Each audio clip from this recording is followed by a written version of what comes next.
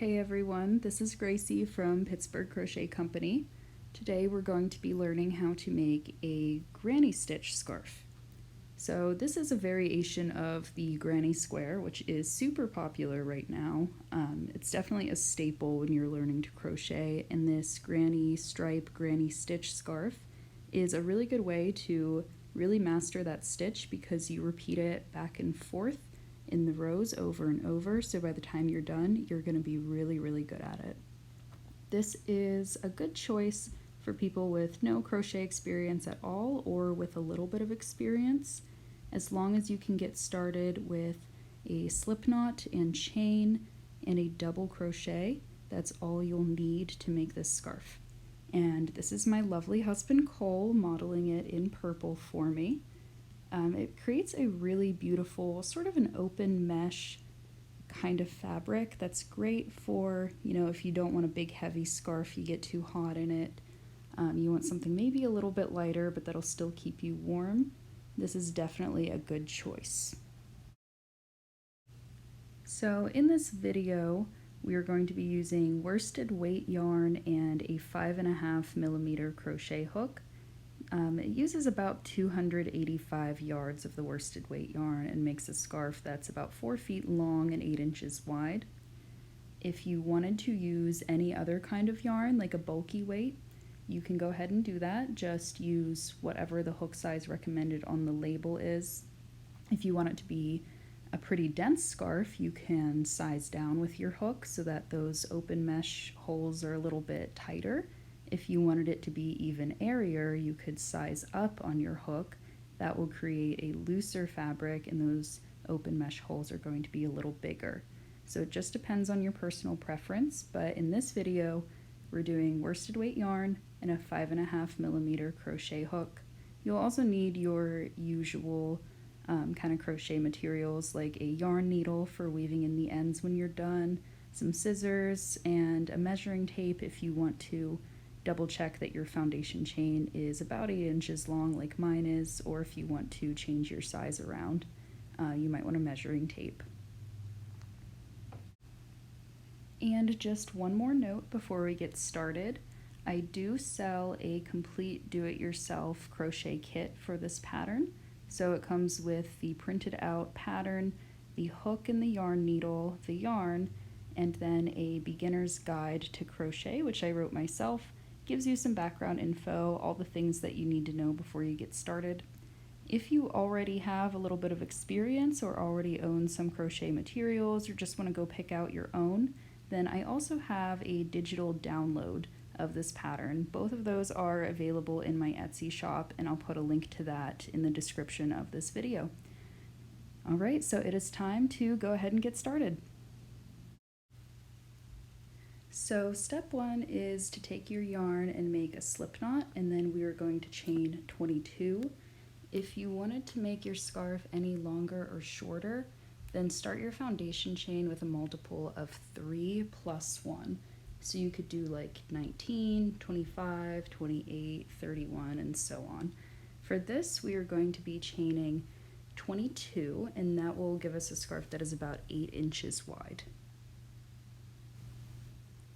And a quick note that I want to make, I actually made my foundation chain a bit too tight in this video, and you'll see that when my project begins to curl a little bit at the bottom later. So make sure you keep this nice and loose. You could even go up half a hook or a full hook size, just to make sure that your chain is nice and loose and doesn't get that curling like mine did. To start row number 1, we're going to be making 2 double crochets in the 4th chain from the hook. So there's 1, 2, 3, and 4. So 2 double crochets into that chain right there.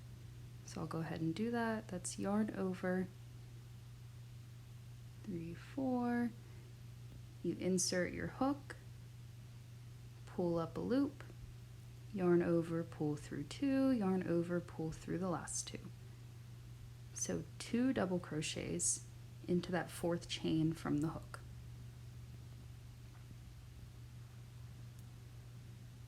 Now we're going to skip 2 chains and then we're going to make 3 double crochets in the next stitch. So skip 2, and we're working into this one right here. So we're just skipping both of those, and then 3 double crochets into that chain right there. So there's 1,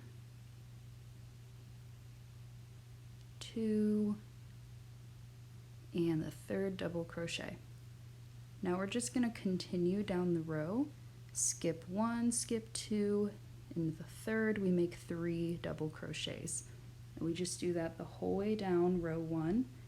You just skip 2 chains and you make 3 double crochets in that 3rd one. So at this point we've made 3 of these clusters.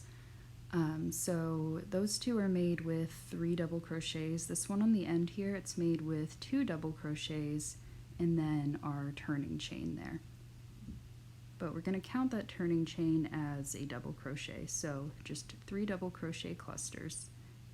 And then we just continue with skipping 2, making a crochet or a double crochet cluster of 3 double crochets.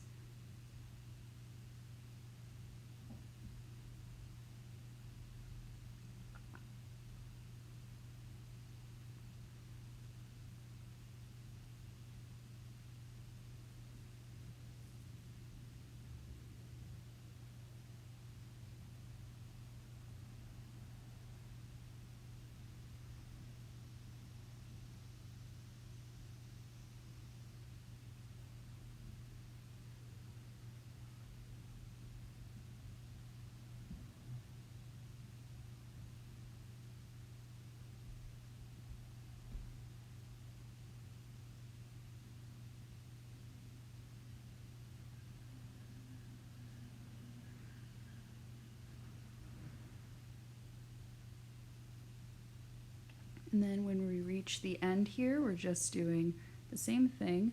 We're skipping 2, and then we'll have 1 chain left, and we're making a 3 double crochet cluster just right into that last chain.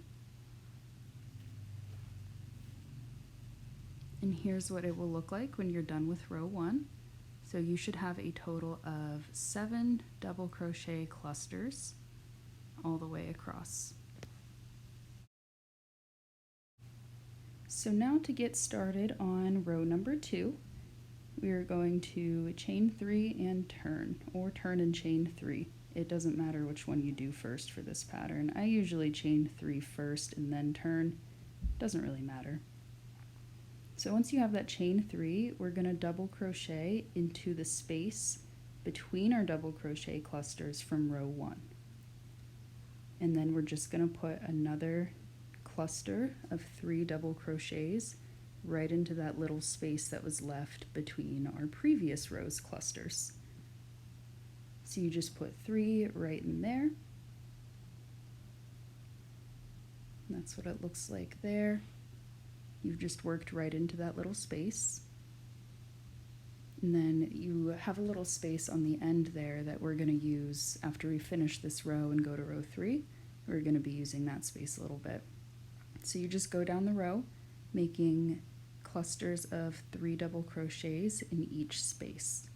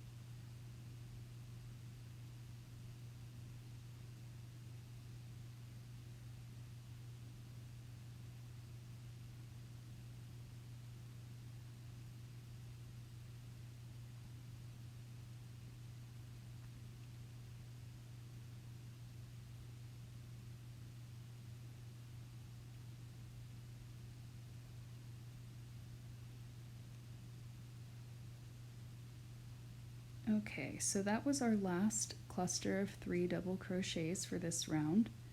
We're going to be making 1 double crochet in the turning chain from the previous round. So there's our chain right there, and we don't want to work into the space, we want to work into the top of the turning chain. So you can kind of see the little V shape that the chains make. That's where your double crochet starts right there. Make sure you don't accidentally go into that one. We want to go into the one next to it. That's just the turning chain. So not that one, but that one. See it there? It kind of hides. The turning chains are a little bit difficult to work into because they sort of twist and turn and hide a little. So you're going to have to wiggle your hook in there a little bit. But make sure you don't accidentally go into that double crochet. Make sure you're going into the turning chain. And keep this double crochet nice and loose. Don't make it too tight or else it'll warp the side of your project a little bit. So here's what it looks like at the end of row 2. We have a total of 6 double crochet clusters plus those 2 little guys at the end. So chain 3 to get started on row number 3 and then turn. And now in that little space right there, we're going to be making 2 double crochets. So those 2 double crochets plus our turning chain equals one of our double crochet clusters. So just 2 right in that space right there. That's what it looks like when you're done. And then we just continue down the row the same way as before, making clusters of 3 double crochets in each space from our previous row. And sorry, that's my cat. Her name is Beans. She really likes to come and hang out with me when I'm crocheting, which is normally, 100% totally fine. I love having her around, sitting on my lap,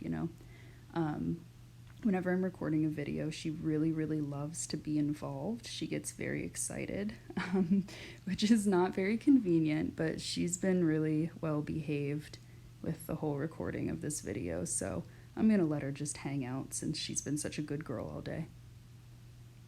So we're about halfway through row 3 now, and this is what it looks like. Just keep on going, putting those clusters in those spaces, go all the way to the end, and then whenever we get to the end, we're just going to do the same thing we've been doing before, just with the turning. So I'll go ahead and show you that then. Okay, a couple more clusters here.